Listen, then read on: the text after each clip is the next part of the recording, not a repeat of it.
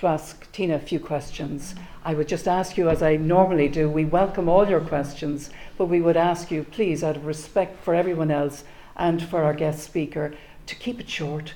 Please avoid making big, long speeches, and let's get cracking. So who's up first? Who wants to ask the first question?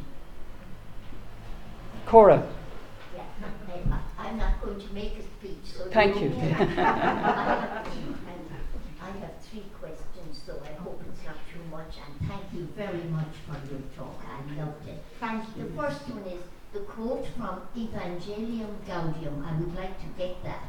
Second one is Adrian Ritchie's poem, the name of it, and the third one is Marguerite Who at the end of the talk. I can send all those through. Adrian Ritchie's poem is called Freedom. It's Marguerite Barankice. And actually I was going to show you an edited version of a wonderful YouTube interview, but I can send us, the link to the whole interview, and that's much nicer to watch. And the third question I've forgotten already. Evangelium. Well, that is on the Vatican website. You can, or it was yes, the free faith, a community of faith is a people who remember or something. To be honest, I really do think all Pope Francis's writings are worth reading. Actually, yes. They're eloquent, they're interesting, and you don't very often want to throw them out the window. So Evangelii Gaudium has some lovely stuff in it, but that's where that quote is from, and it's quite freely available. Thanks, Tina. Thank you, Tina. Who's this? Sorry, the lady in the hat.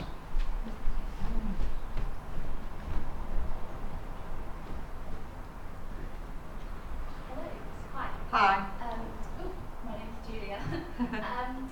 Thank you so much, Tina. That was wonderful. I have a couple of questions about communication. Stand up so I can see you. Julia, would you mind standing? It's all right, I'll stand. Would you mind standing? Oh, yeah. I think people could hear you better. Yeah. Yes. Thank you. How's that? Yeah, much better. I have a couple of questions about theological communication. So, firstly, how do you think the inclusion of women or the more visibility of women in the church would help or impact, just theological communication generally? Because, they put all this emphasis on the male priesthood, and they seem to have so much training, and then you go to Mass and the average sermon is just appalling, to be honest. So what do you see kind of happening there? And secondly, when it comes to inclusive language as well, that's a challenge for all churches, not just the Catholic Church. I worship in Church of Ireland, and when you even get a little a glimpse of any inclusive language, there seems to be such a backlash against it, and in the evangelical churches as well. But that is one of the things that is probably putting women off the most from engaging or re-engaging with church. So I just wonder what you think about that. Thank you. And of course they are related questions. Women have to be able to contribute without censorship to theological formation in order for that education to include an awareness of what language is like when you use it in ways that make people feel excluded. And I do think there's a double problem in the Catholic Church, because if you won't ordain women on the basis of gender, but you insist on calling them brothers, we might ask at what stage we're not included in the language, because clearly at some stage we drop off. When? So I think they're huge questions, but also the mediocrity of preaching. I think that's the result of, I'm going to use the word a closeted community, by which the innocent meaning will be just a community of men all together, not listening or learning from anyone but themselves. I think it's also a closeted community in other senses. But the idea that it's frightening to listen if you live in that kind of world. And the fear, I think a lot of priests are afraid. It's a divided church. They don't dare speak out on anything because they can't speak out on everything. And I'm particularly aware through the Catholic Women Speak Network that in the States, really, the preaching is awful among a very large conservative priesthood.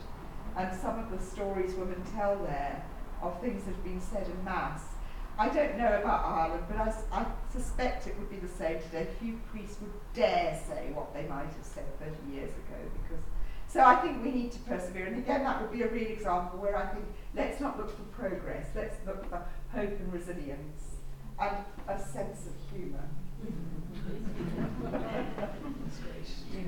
Thank you. Yourself. Just to overcome the issue of boring masses and all of that stuff, what do you say about the use of cyberspace as a tool for us to worship through? Because I do a lot of my Sundays through the cyber, finding stuff from Chardin, finding stuff from even the Episcopalian churches and the Catholic. And what do you say about living the liturgy through the cyberspace? Thank you. Well, I think we should use anything we can find that helps us to live our faith, anything and everything. My one reservation about cyberspace worship is that as a convert, one of the things I love about Catholicism is real presence.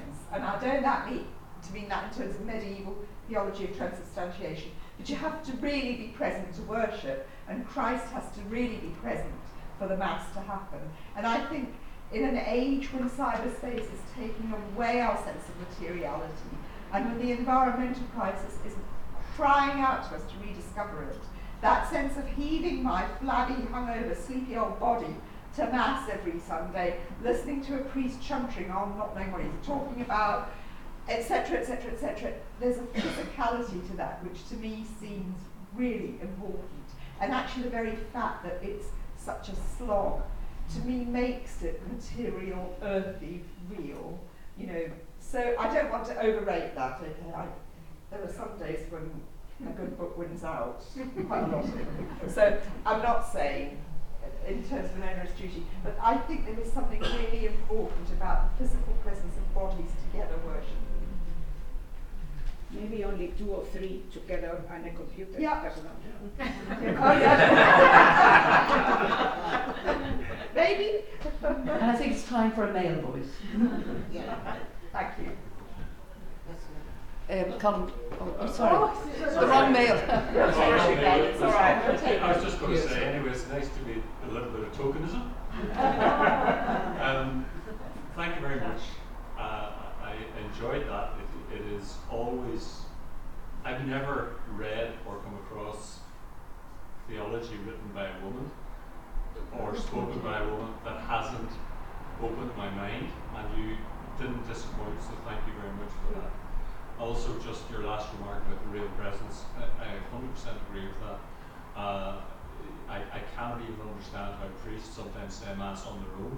It just doesn't make sense. And the Lady of Ice character, right, saying, where 2 or 3 are gathered in my name, I tell my parish priest that it's not because he says certain words, it's because we're there to hear them. However, I do have to speak as a slight token of an excluded majority. Your talk on the exclusion of women from the synod on family, there were no family men. A few, but No, well, you know. And had there been men, married men with children, involved in power and control or responsibility in the church, there would have been very much less child abuse, because those who were abusing would have been rightly in fear of their lives. But my point about this is, because nobody cares about children more than parents. That's the real point I'm making. My point is this: what's in ordaining women for the rest of us? Because I can see where I'm missing a universe of feminine charism, thinking, experience, but actually the group here and the affiliates seem to focus on women are excluded and we deserve and we need. The church needs. As a man, I need, and God knows every priest I know needs feminizing and the feminization of thought and teaching and preparation. So just would ask you, how would you go about changing that not Yeah. just ordaining women, it's changing that whole.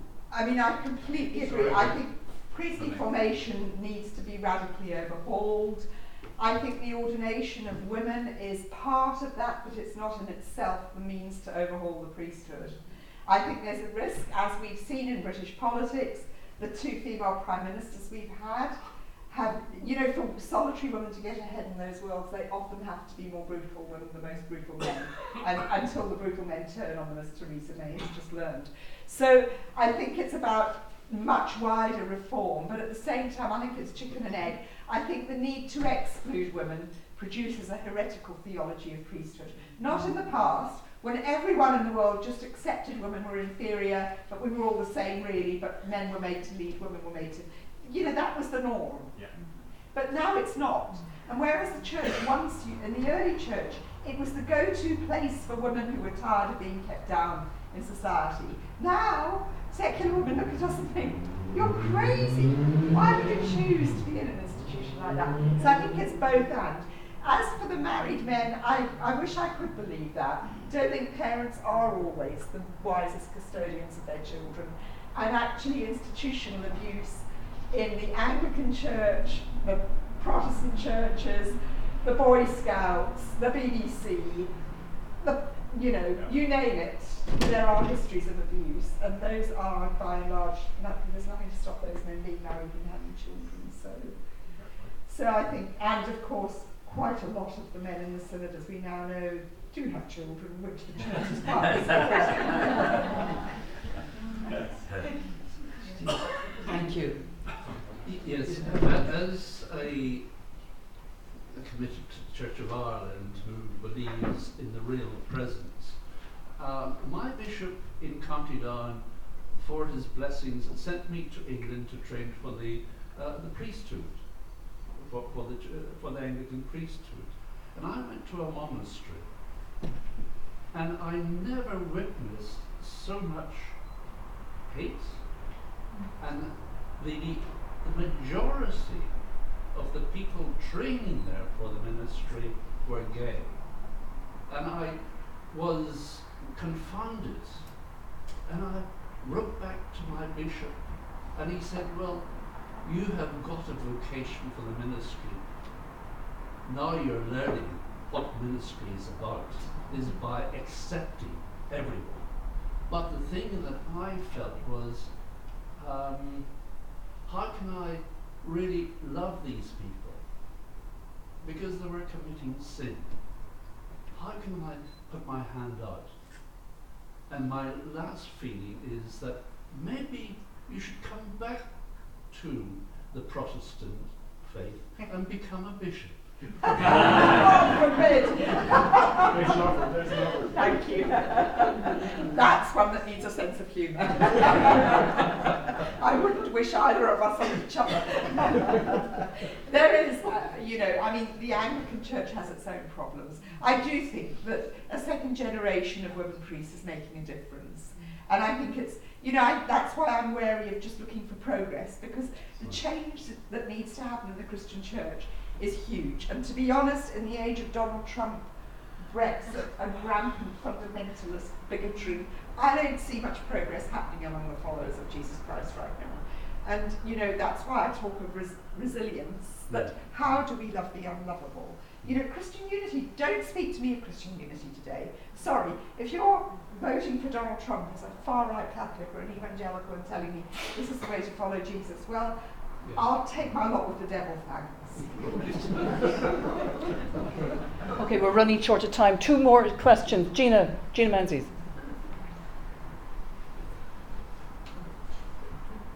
Thank you, Tina, and I enjoy that, obviously not least because Ursula has a chapter in it. It's a little story, a short one, but it's a story of hope. And as you said, we build on stories. I don't know if you know a book called A Danger to the Men. No? Some people may. The Danger to the Men was written by a historian from Trinity called Susan Parks. She wrote it in 2004 to reflect the fact that women had been in Trinity for 100 years before the universities of Oxford and Cambridge. But the anecdote really is that battle was fought by Loretto nuns, who were obviously Catholic, and the teachers in Alexandra College, which was a Church of Ireland school. So they fought a ferocious battle to make sure women could have third level education. And at the time, the Provost of Trinity said, and this I suppose where you see parallels, he said, we really can't have women in Trinity College because they would be a distraction to the men. Their brains were far too small to study academia, and they would be missing for 1 week out of every 4. Well, at least he noticed. Well, he noticed what he wanted to notice, but then he said, over my dead body will women enter this college. That was in 1903. And in 1904, women entered Trinity College before Oxford and Cambridge, of which I'm very proud because I'm a Trinity graduate, and he died. It's an example of hope. Thank you very much, Tina. Mary Dorsey. I'd like to thank you, Tina, for your erudition, your brilliance, your vitality. I've enjoyed every minute of it, and it's been. Can you hear me without this? It's been a great experience, and I salute you for your persistence too. And I'm very glad that you made a distinction between optimism and hope, because as one of the founding mothers of Irish feminism, myself, Mary Dorsey, in some ways it's very painful to be here and to listen to this and think that it's almost 50 years since so many of us were protesting outside the Bishop's Palace in Drumcondra. And we met with the most foul abuse from 99% of the Irish population. And we fought the long fight, and some of us have survived, I'm delighted to say, into joy and happiness, although many of us were joyful all along. So I'm delighted you mentioned joy.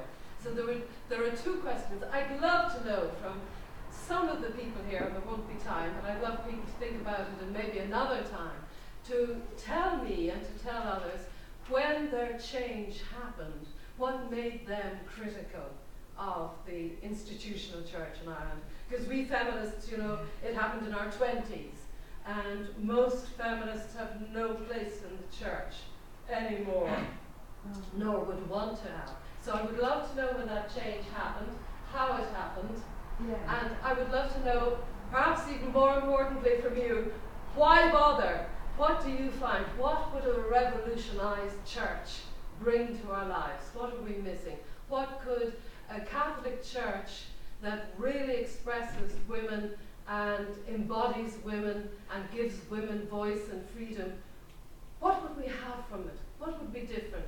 Why do you still go on? Gosh. Oh, my last thing, poet. Thank you so much for quoting so many poets. That was for me as a convert, what the Catholic faith has given me is a sacramental life. And I don't mean that in terms of these sacraments. I'm not the most conscientious person in the world. I've been to confession about twice in the past 5 years, and both times had a fight with the priest. So that doesn't go too well. But about seeing creation as God's creation. And a lot of that comes from, and as a creation in which God is present. So, when people talk about prayer, they tend to talk about transcendence. And I think in this environmental age, prayer needs to be an earthy burrowing down into God in the soil and the smell and that's what Catholicism. If I said that to a group of my former Presbyterian congregation, they would just think I'd gone crazy. So there's the here comes everybody. And I think that the terrible challenge we face today, and I have no answer to this, is that I do not want to be part of a church that's a moral regime. And Catholicism is not a moral regime. It really is everybody.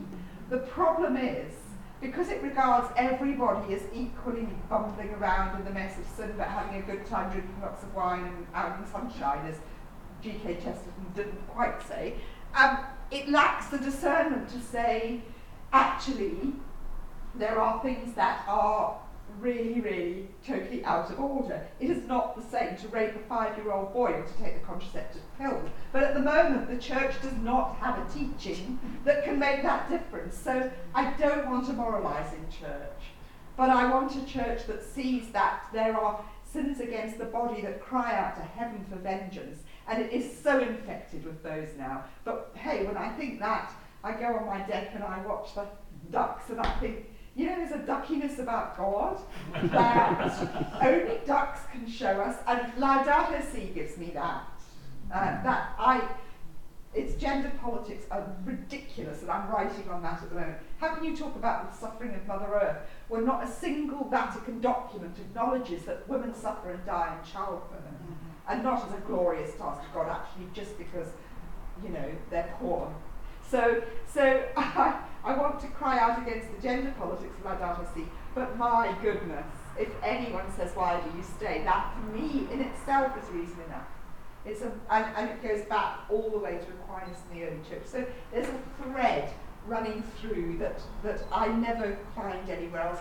And if the alternative is the kind of secularism we have, you know what, I'd rather muddle along where I'm at. I think it's more fun. And easier to get banned. Thank you so much. Thank you so much, Tina. I'm afraid we've run out of time. I'm going to hand over to you, Colin, now. You've a number of notices and... No, I have another request for Tina, first of all, to start off. Yes. A special request to Tina. As those of you who have visited our website for We Are Church, you will have seen the paint